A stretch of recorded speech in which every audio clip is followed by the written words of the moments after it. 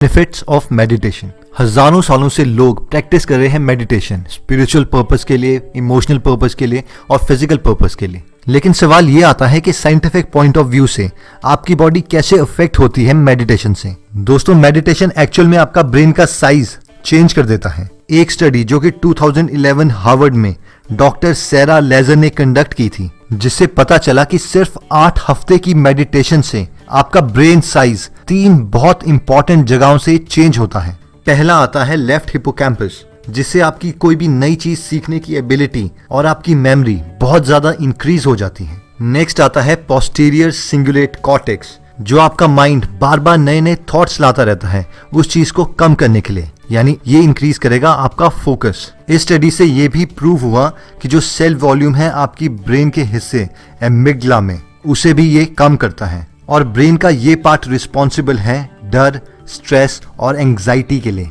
Meditation का दूसरा benefit आता है कि ये आपको आपकी बुरी आदतों को कंट्रोल करने में मदद करता है। एक स्टडी जो 2015 में की गई थी, उससे हमें पता चला कि मेडिटेशन ब्रेन का एक पार्ट है जिसे हम कहते हैं डोर्सोलेटरल प्रीफ्रंटल कॉर्टेक्स, उसे ग्रो करता है और ये पार्ट डायरेक्टली रिलेटेड है हमारे विल पावर से।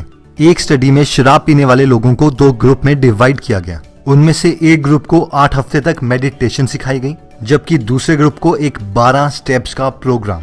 जब 1 साल के बाद दोबारा से देखा गया कि इन दोनों ग्रुप में से कौन से ग्रुप वालों ने दोबारा से शराब पीना स्टार्ट कर दिया है, तो पता चला कि ग्रुप बी में से 20% लोगों ने दोबारा से शराब पीना स्टार्ट कर दिया है, जबकि मेडिटेशन वाले ग्रुप में सिर्फ 8% लोगों ने दोबारा शराब पी। नेक्स्ट बेनिफिट जो हेल्थ का है वो ये है कि ये हमारी हेल्थ के लिए बहुत ज्यादा अच्छा है। एक स्टडी में पता चला कि मेडिटेशन हमारे ब्लड का CRP लेवल कम कर देता है, सी रिएक्टिव प्रोटीन, जो कि डायरेक्टली बेनिफिशियल है हमारे हार्ट के लिए, और हार्ट डिजीज की प्रॉब्लम इन लोगों को बहुत कम होती है। इसी स्टडी से ये भी पता चला कि मेडिटेशन से पेशेंट्स का ब्लड प्रेशर कम किया जा सकता है। और एक बहुत ही इंपॉर्टेंट स्टडी जो कि 2010 में की गई थी, Nobel prize winner by Elizabeth Blackburn, जिन्होंने प्रूव किया कि मेडिटेशन आपकी बॉडी को जेनेटिक लेवल में भी चेंज करता है। इन्होंने प्रूव किया कि हमारे क्रोमोसोम्स में एक प्रोटेक्टिव प्रोटीन कॉम्प्लेक्सेस होते हैं जिसका नाम है टेलोमियर्स।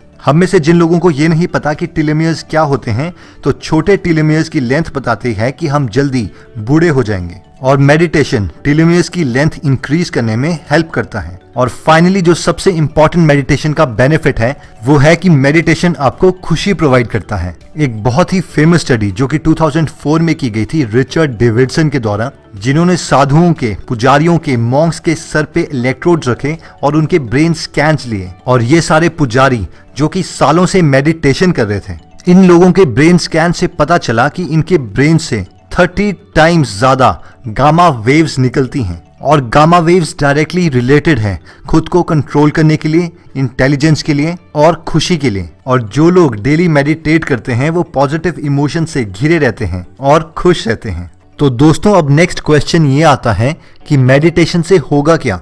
मेडिटेशन का जो सबसे पॉजिटिव इम्पैक्ट है वो ये है कि आप अपने माइंड को कंट्रोल कर सकते हैं। जैसे आप रेडियो को ट्यून कर सकते हैं, उसे ऑन कर सकते हैं, ऑफ कर सकते हैं, वैसे ही आप अपने माइंड में चल रहे थॉट्स को ऑन कर सकते हैं, ऑफ कर सकते हैं, और जो आप चाहें एग्जैक्टली वही सोच सकते हैं। यानी आप अपने माइंड को कंट्रोल कर रहे हैं डिस्पाइट कि आपका माइंड आपको कंट्रोल कर रहा है। और अगर आप ध्यान से सोचें तो ये किसी पावर से कम नहीं है। आप अपनी स्ट्रेस को, एंग्जाइटी को, फोकस को, कंसंट्रेशन को, सब पर कंट्रोल पा सकते हैं। अगर आप कभी भी अपने माइंड की वॉइसेस को सुने तो आपका माइंड हमेशा किसी ना किसी को जज कर रहा होता है, आपको किसी के साथ कंपेयर कर रहा होता है, कंप्लेन कर रहा होता है, किसी को पसंद कर रहा होता है, या फिर किसी से नफरत कर रहा होता है। और ये थॉट्स हमेशा आपके दिमाग में चलते रहते हैं और आपका उन थॉट्स पर कोई कंट्रोल नहीं रहता। यानी बेसिकली मेडिटेशन आपको एक ऑफ बटन, ऑन बटन और एक फाइन ट्यूनिंग बटन देता है उन थॉट्स को कंट्रोल करने के लिए। अब नेक्स्ट सबसे इंपॉर्टेंट सवाल आता है कि मेडिटेशन के दौरान हमें करना क्या है। तो हम शुरू करेंगे माइंडफुलनेस ब्रीदिंग मेडिटेशन से, जिसका मतलब है कि आपको अपनी ब्रेथ पे, सांस पे फोकस रखना है। आप फोकस कीजिए किस तरीके से आप अपनी ब्रेथ को, अपनी सांस को एक्सहेल करते हैं, छोड़ते हैं, किस तरीके से आप अपनी सांस अंदर लेते हैं, और इन दोनों एक्सहेल और इनहेल के बीच का टाइम। और आपको यही चीज बार बार करते रहनी है। अपना फोकस, अपना ध्यान, अपनी कंसंट्रेशन सिर्फ अपनी ब्रेथ के ऊपर किस तरीके से आप एक्सहेल कर रहे हैं उस हवा को फील कीजिए और किस तरीके से आप इनहेल कर रहे हैं। अब होगा ये कि स्टार्टिंग में आपके थॉट्स इधर उधर जाते रहेंगे, कभी आपको किसी और का ख्याल आ जाएगा, कभी अपनी लाइफ की प्रॉब्लम्स, और इसी चीज पे कंट्रोल करने के लिए हम मेडिटेशन कर रहे हैं। ये एक बैडमिंटन की गेम की तरह होगा। आप दोबारा से फोकस करने की कोशिश करेंगे अपनी ब्रेथ के ऊपर, दोबारा से आपके थॉट्स कहीं और जाएंगे और ये प्रोसेस चलता रहेगा और धीरे धीरे आपका फोकस का टाइम इंक्रीज होता रहेगा और आप अपने माइंड को कंट्रोल कर सकेंगे, ना कि आपका माइंड आपको कंट्रोल करेगा, क्योंकि हमारा माइंड हमारा एक टूल है और इसे हमको कंट्रोल करना है। और अगर आप ध्यान से सोचें तो आपका फोकस, आपकी कंसंट्रेशन, आपका स्ट्रेस लेवल, आपका डिप्रेशन सब इन थॉट्स पे ही बेस्ड है। अगर आप अपने थॉट्स को कंट्रोल कर सकते हैं, जो आप चाहें आप वो सोच सकते हैं, इससे आप अपना फोकस लेवल इंक्रीज कर सकते हैं और अपना डिप्रेशन और स्ट्रेस डिक्रीज कर सकते हैं। इससे आपकी हेल्थ और मेमोरी दोनों